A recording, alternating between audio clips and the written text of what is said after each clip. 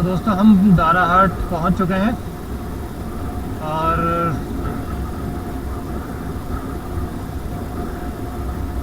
पांडव खोली के रास्ते की ओर हम अग्रसर होंगे थोड़ी देर में।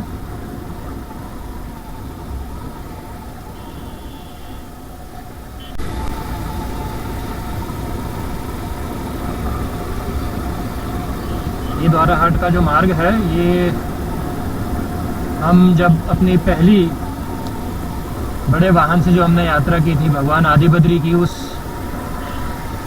वाले यात्रा वृत्तांत में भी हम ये मार्ग ले चुके हैं। लेकिन मैं आपको याद होगा अगर आपने वो यात्रा वृत्तांत देखा हो भगवान आदि बद्री का, तो दाराहाट के बाजार से एक मार्ग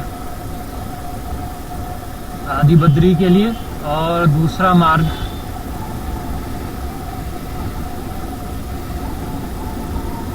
पांडव खोली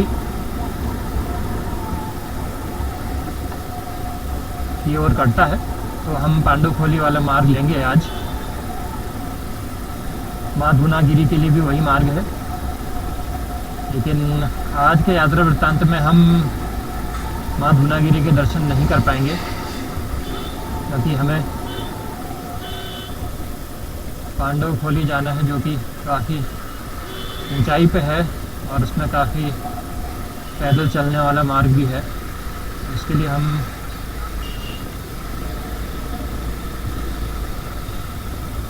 माँ धूनागिरी को नीचे से ये प्रणाम करके आगे बढ़ जाएंगे। हम दाराहाट की बाज़ार में प्रवेश कर चुके हैं, मुख्य बाज़ार में।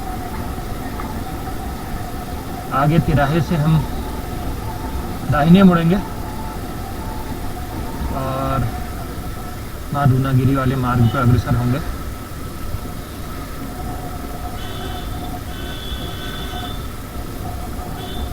आज हम दोपहिया पे हैं तो रास्ता थोड़ा सा आसान लग रहा है, क्योंकि संगरी रोड में चौपहिया वाहन निकालना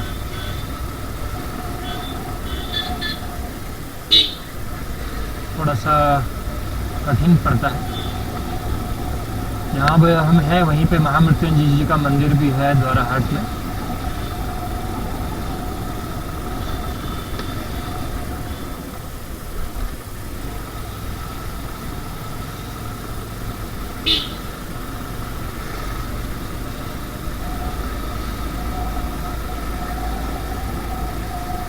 वो तिराहा नज़दीक आ रहा है।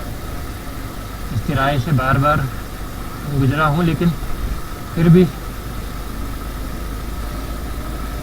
जब भी यहाँ से गुजरता हूँ तो कुछ दुविधा सी बनी रहती कि कहाँ से गुजरना है।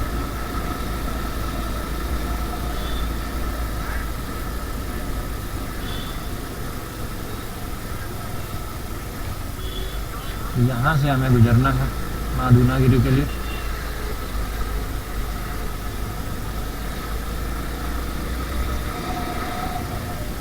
हम मुड़ चुके हैं उस तिराहे से। वो तिराहे का जो वाम मार्ग था वो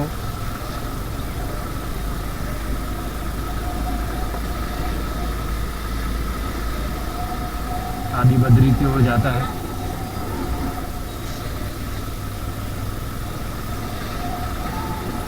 बहुत छोटा रास्ता है और इसमें दोनों तरफ गाड़ियाँ खड़ी होती हैं, तो उसकी वजह से गाड़ी निकालने में बड़ी तकलीफ भी होती है।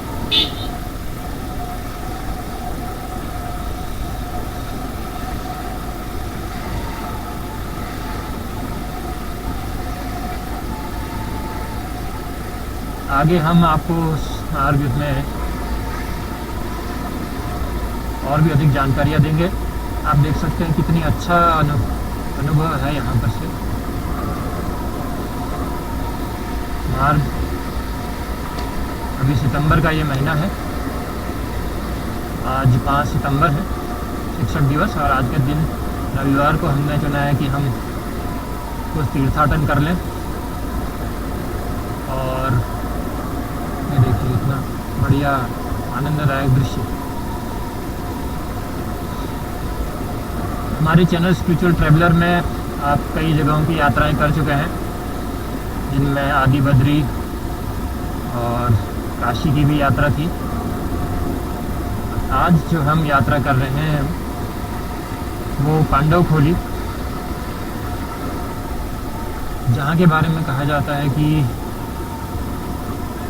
पांडवों ने यहाँ आके भी कुछ समय बिताया था, तपस्या करी थी, इसलिए उसको पांडवखोली कहा जाता है। दूनागिरी 13 किलोमीटर है अभी यहाँ से। और वहाँ हम एक अन्य विशिष्ट स्थान भी देखेंगे जो कि है श्री महाअवतार बाबा जी की गुफा, जो कि एक काफ़ी प्रसिद्ध संत हैं और इस क्षेत्र में उनका काफ़ी नाम है। दूनागिरी में उनकी तपस्थली रही है, तो उनकी जो तप भूमि है वहाँ उनकी जो गुफा रही है, उस गुफा के भी हम दर्शन करेंगे। इसीलिए माँ दूनागिरी तक हम नहीं जा पाएंगे, क्योंकि माँ दूनागिरी के जाने के लिए हम एक अन्य दिन आएंगे और हम और आप माँ दूनागिरी का दर्शन करेंगे। लेकिन आज जो है हम महाअवतार बाबा जी की गुफा और पांडवखोली, क्योंकि बहुत ऊंचाई में है और वहाँ से बड़ा मनोरम दृश्य दिखाई देता है, तो उन दृश्यों को अपने यंत्रों में कैद करने के लिए हमने पूरी व्यवस्था की हुई है। आपको भी हम उस दृश्य से के दर्शन करवाएंगे। तब तक आप इस यात्रा मार्ग का आनंद लीजिए, जो प्रकृति की सुरम्य वादियों के बीच से गुजरता हुआ माँ भगवती के चरणों में जाता है।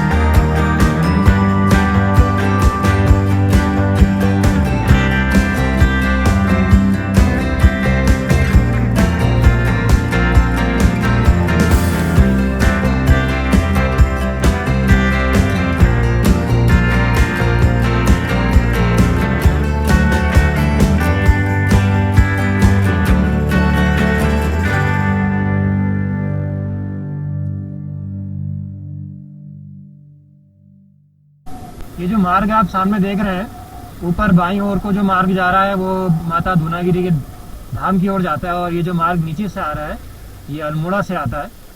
क्योंकि हम अभी रानीखेत से आ रहे हैं तो हम इस मार्ग से नहीं आए, लेकिन अगर आप अल्मोड़ा से आएंगे तो आप इसी मार्ग से यहाँ पहुँचेंगे। बिनता 11 किलोमीटर, अभी हम दूनागिरी 9 किलोमीटर है, तो अभी हम यहीं पे अल्प विराम लेंगे, क्योंकि हमारे यात्रा का एक जो दल है वो अल्मोड़ा की ओर से पहुंचने वाला है।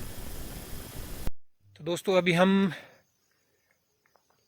ये जो रोड आ रही है ये द्वाराहाट से आ रही है, और इधर ये जो रोड नीचे से आ रही है ये अल्मोड़ा से, और ये जो ऊपर जाएगी ये जाएगी देवी माता के मंदिर की ओर। तो अभी हम इस तिराहे पे खड़े हैं क्योंकि हमने अपनी यात्रा रानीखेत से शुरू की थी, तो हम यहाँ पहुँच चुके हैं इस तिराहे पे, और हमारी यात्रा का जो दूसरा जत्था है वो अल्मोड़ा से रवाना हुआ था, तो वो अभी कुछ समय में यहाँ पहुँचने वाला है।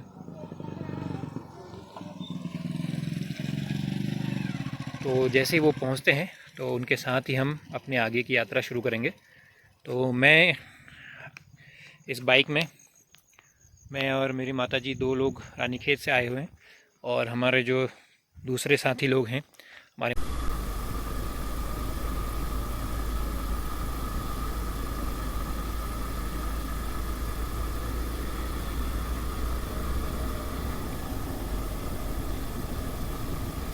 दोस्तों हमने अपनी यात्रा शुरू कर दी है। आगे अब हम देवी माता के मंदिर की ओर अग्रसर हैं।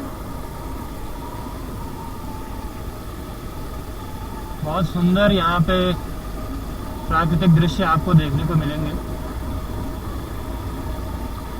आप वर्ष के किसी भी महीने में किसी भी दिन यहाँ आ जाए तो यहाँ आपको एक अत्यंतिक शांति का अनुभव होगा।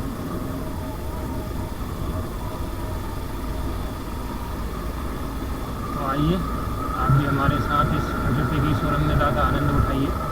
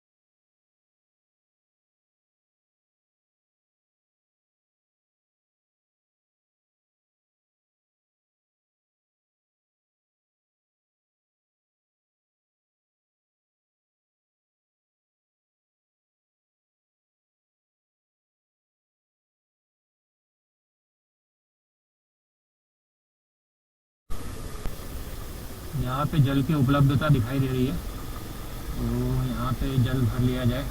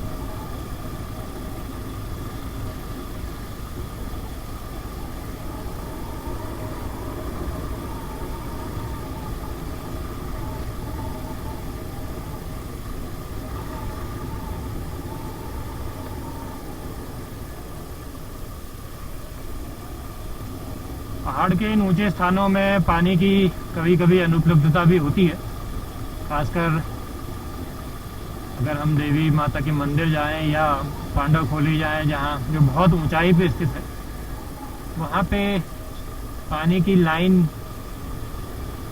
पहुंची तो है, लेकिन पानी की उपलब्धता जो है बहुत कम है। इसलिए प्राकृतिक स्रोतों से जहाँ पे भी पानी मिल जाए, और वहाँ पे से उनको तुरंत भर लेना चाहिए, और अपनी गाड़ी में हमेशा पानी की व्यवस्था रखनी चाहिए जब भी आप पहाड़ों की ओर आएँ,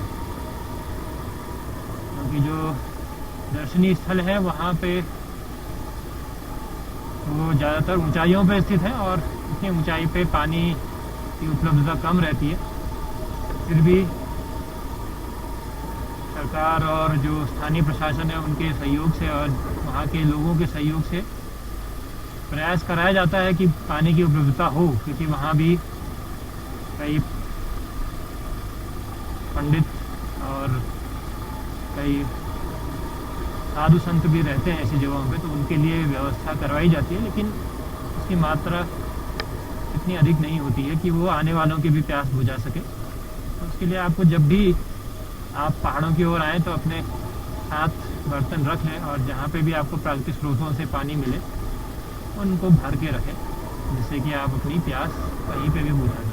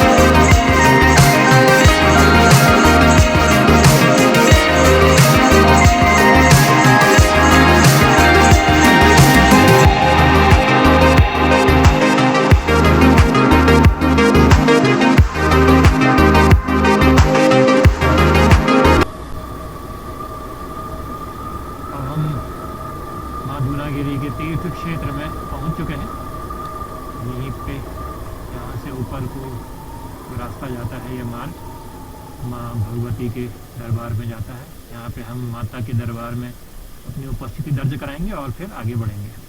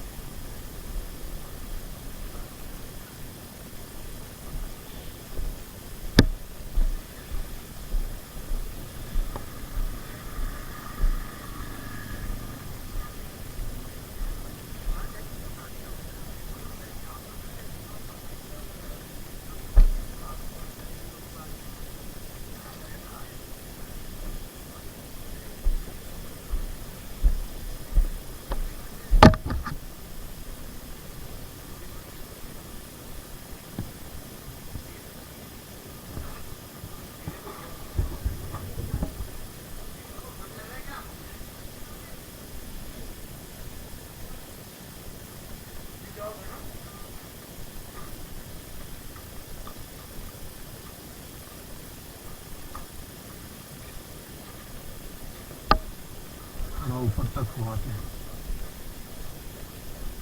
जय देवी जगन्माता जगदानंदकारिणी दुष्कीर्भम कल्याणी रुद्रभय नमोस्तुते।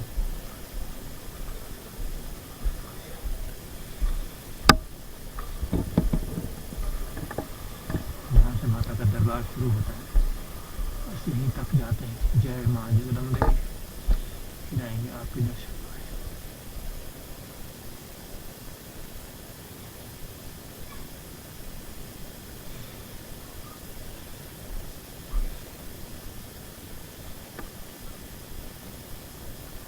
किसी अन्य दिन आप सभी को हम लेके चलेंगे माँ दूनागिरी के दरबार। आज यात्रा का जो गंतव्य है वो कुछ और है। आइए वहाँ की ओर चलते हैं।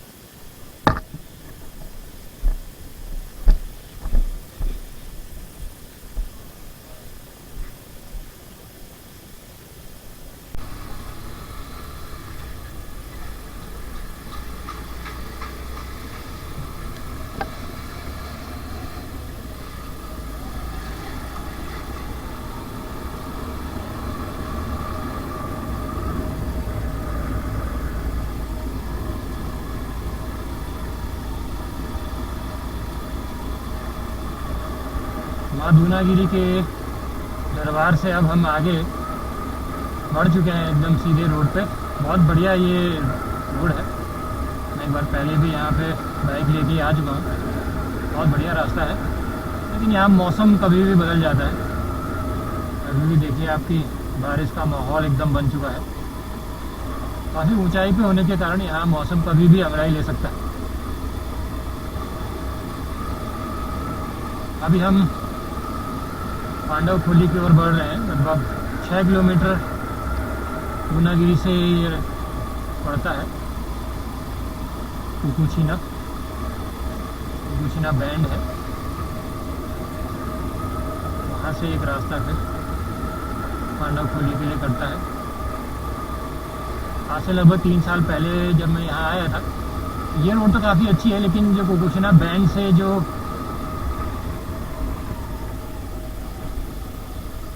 रोड पांडव खोली के लिए कट रही थी वो काफ़ी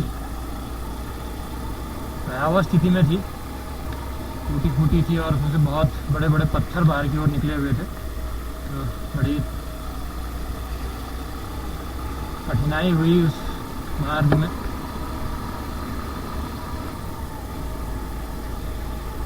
देखते हैं अभी क्या स्थिति है।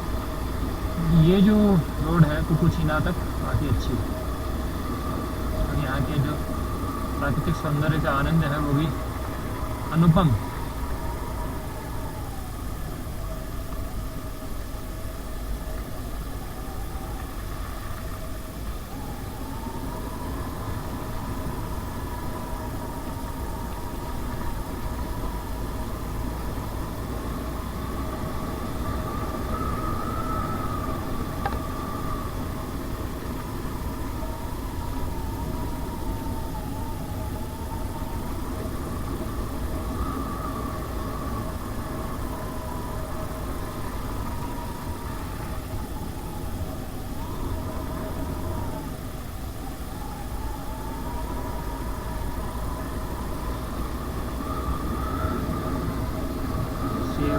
उद्यान भी है यहाँ पे।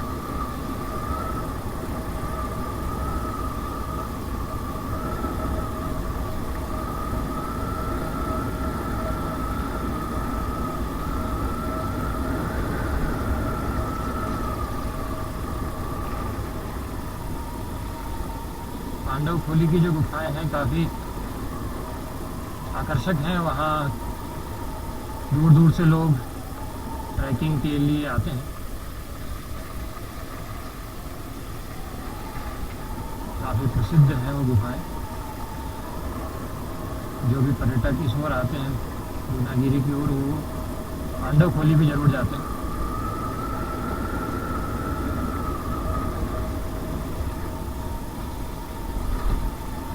ऊपर काफ़ी चढ़ना पड़ता है, लेकिन ऊपर चढ़ने के बाद जो चढ़ने का जो फल है वो बहुत आनंददायक है।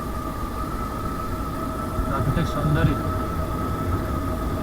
का पूरा लुत्फ आप उठा सकते हैं उस ऊंचाई से।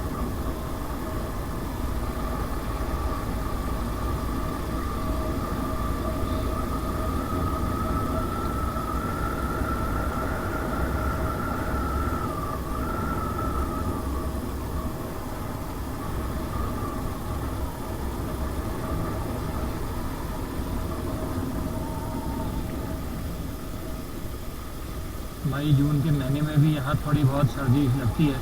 अगर आप खुले वाहन में आएंगे तो काफ़ी ऊंचाई पे है।